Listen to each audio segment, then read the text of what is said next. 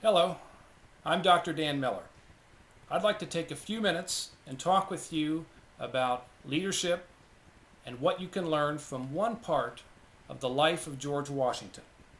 Now, I know Washington's a stony, distant, hard to get to know kind of figure, but I'd like to suggest to you today one thing that I think will draw you closer to Washington and make him more relevant to your leadership experience than you really ever would have guessed.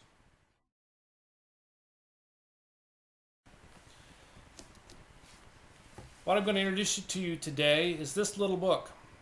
It's called The Rules of Civility and Decent Behavior in Company and Conversation. I call it the Big Little Book. On these few pages are 110 principles or guidelines, lessons, as to how you should conduct yourself in conversation and in company with other people. And though it's not said in the title, in many ways, these 110 points have a great deal to say about leadership. George Washington encountered this little book when he was 14 or 15 years old. He copied down all 110 lessons or guidelines. And for the rest of his life, Washington sought to apply these in his daily life and his daily conduct. In many ways, this is the most important book in the leadership experience of George Washington. Let me tell you a little bit more about the world in which this book is written and the world in which George Washington reads it and applies it for the remainder of his days. As you may or may not know, the 18th century, the late 17th and 18th centuries, are known as the Age of Reason or the Age of Enlightenment in Western Europe, the British colonies of North America, what became the United States. It's called that because people of that era, people like George Washington, believed that the biggest questions in life, how should a government be formed? How does life itself exist? Could all be answered through the pursuit of knowledge and rationality and reason. Every big question that men and women encountered could be resolved and addressed in that way. Hence the name, The Age of Reason. This little book is very much like that because it believes or lays out a kind of a formula for how one should lead their life. And the assumption is at the end of that formula, at the end of 110 rules of civility and decent behavior, you will have arrived at the point of a proper life, a proper existence. You will be happier than when you started, than when you had not known such a set of rules.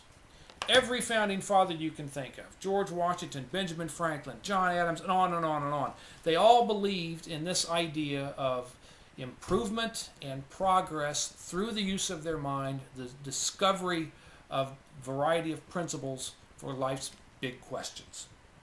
I guess you could say that in the United States, the self-help and the self-improvement industry has a long history that stretches all the way back to the 18th century.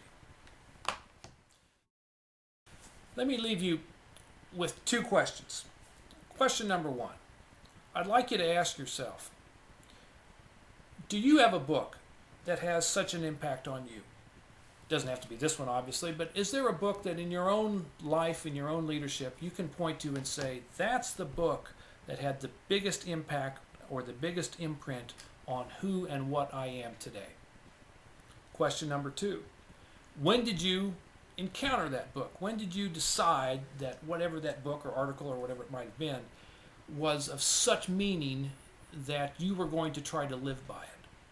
I think it's important to know when that was, what was going on at that point in your life. As I mentioned, Washington encountered this when he was a teenager. His father had died a few years before. He was never that close to his mother.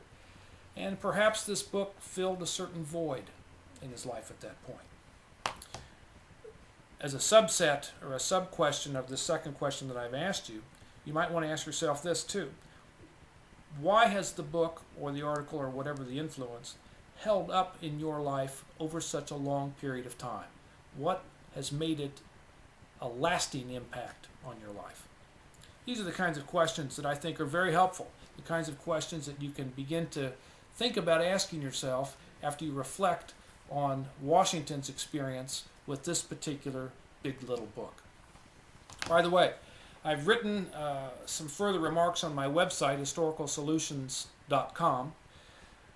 Some remarks regarding this particular book and its impact on Washington's life and what it might mean for you. If you'd like to read them, please go to my website, click on My Writings, and you'll see a book called The Commonplace Book. And in The Commonplace Book, you'll see my short essay, my short musings, if you will, on further things I think this represents for you and for me and for a lot of other people in the 21st century.